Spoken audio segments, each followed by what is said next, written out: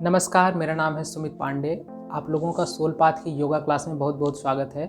आज की योगा क्लास में हम सीखेंगे शशांक आसन। शशांक आसन के बेनिफिट के बारे में पहले हम बात कर लेते हैं। देखिए, शशांक आसन से हमको lower back pain, cervical spondylosis, shoulder pain, neck pain और आपकी जो बैक की मसल्स होती हैं उनकी मालिश भी हो जाती है।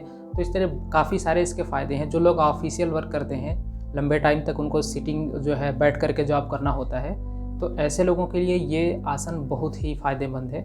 और अगर आपको कोई ऐसी प्रॉब्लम नहीं भी है तब भी आप इसे करिए, आपके लिए काफ़ी अच्छा है। ये आपकी स्पाइन को स्ट्रेच करती है। तो आपकी स्पाइन की जो नेचुरल स्ट्रक्चर आपकी स्पाइन का होता है, इसको करने से वो स्ट्रक्चर बना रहता है। क्योंकि आजकल लोगों का बैठने और सोने का तरीका उनको नहीं मालूम है, तो वो उनका स्पाइन का स्ट्रक्चर बिगड़ जाता है।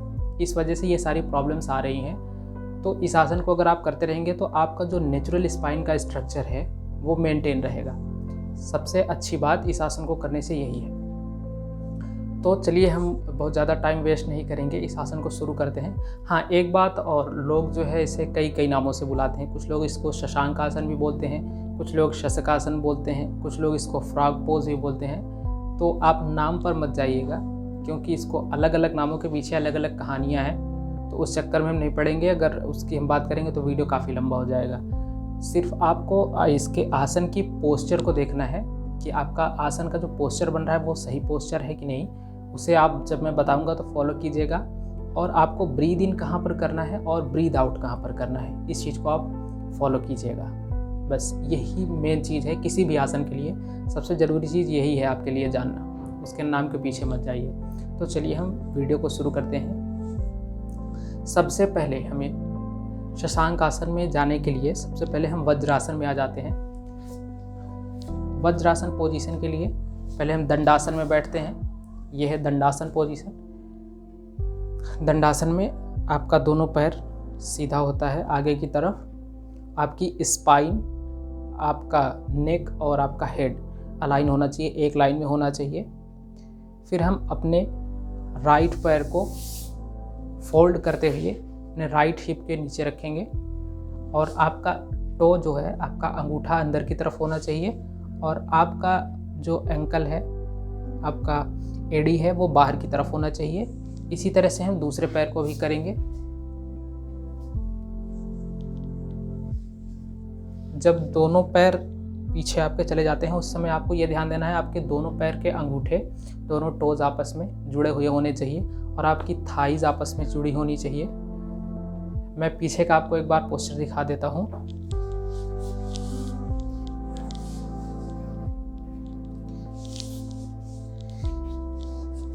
आपका पीछे का पोस्चर बिल्कुल इस तरह से बनेगा।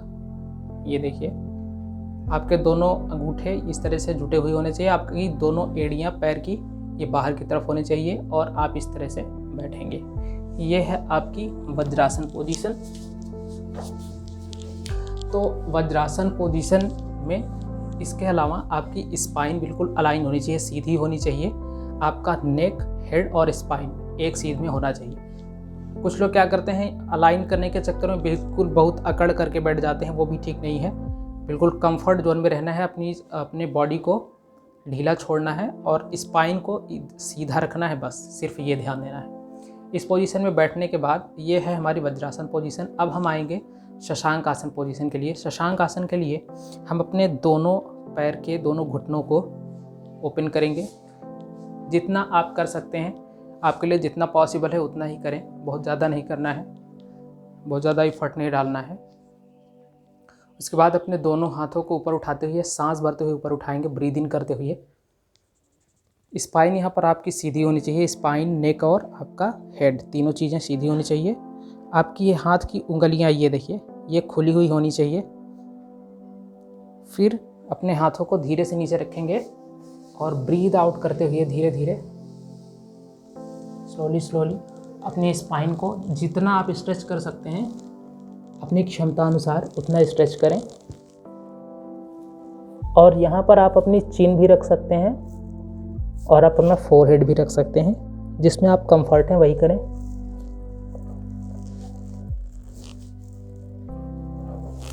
इस पोस्चर में आ जाने के बाद आप 4 से 5 सांसों के लिए यहाँ रुकें ना। यहाँ पर आप जब इस पोस्चर में आ जाते हैं तो आपको नॉर्मल ब्रीद इन करनी है।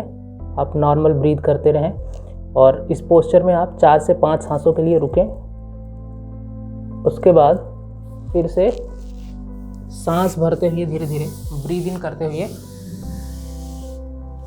फिर से आप उसी पोस्चर में आ जाएंगे पहले वाले सिचुएशन में। ये इसका एक प्रक्रिया पूरी हुई। इसी तरीके से आपको 3 से 4 बार करना है। आपको कितना भी भयंकर बैक पेन हो, अगर आप इसको करेंगे तो आपको तुरंत रिलीफ महसूस होगा और 1 वीक के अंदर अंदर आपका बैक पेन बिल्कुल से गायब हो जाएगा।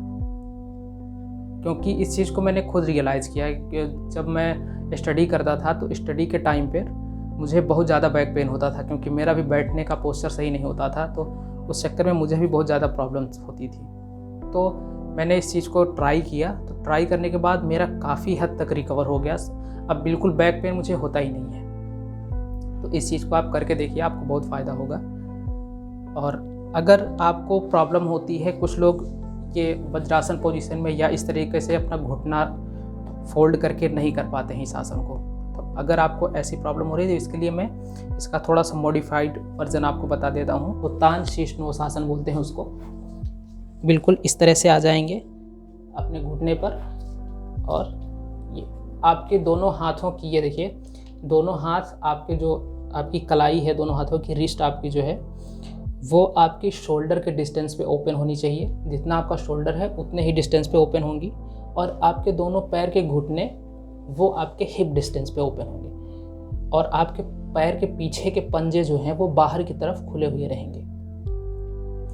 इस सिचुएशन में इसमें आने के बाद आपको यहाँ थोड़ा ब्रीद इन करना है। ब्रीद इन करने के बाद ब्रीद आउट करते हुए धीरे धीरे आप स्पाइन को इसी पोस्चर में लंबा करेंगे। और अगर आपको इस पोस्चर में आने के बाद आपके शोल्डर पर आपको जो है ज़्यादा खिंचाव महसूस हो रहा है तो आप अपने दोनों हाथों को थोड़ा सा पीछे कर लीजिए, तो वो खिंचाव कम हो जाएगा। इसी पोस्चर में 4 से 5 ब्रीद के लिए रुकिए और उसके बाद फिर से सांस भरते हुए वापस आ जाइए। इससे भी आपको काफ़ी हद तक लाभ होगा। जो लोग वज्रासन में नहीं बैठ सकते हैं, ये उनके लिए है, मॉडिफाइड है। और इसमें भी कुछ लोगों को प्रॉब्लम होती है, घुटना जब आप नीचे रखते हैं तो लोग बोलते हैं चुभन हो रही है आपको। तो अगर आपको चुभन होती है तो यहाँ पर आप कोई जो है क्लॉथ्स हो आप उसको फोल्ड करके रख लीजिए, या फिर आपके पास कोई बेडशीट वगैरह हो उसको फोल्ड करके रख लीजिए, तब करिए, तब आपको रिलैक्स महसूस होगा।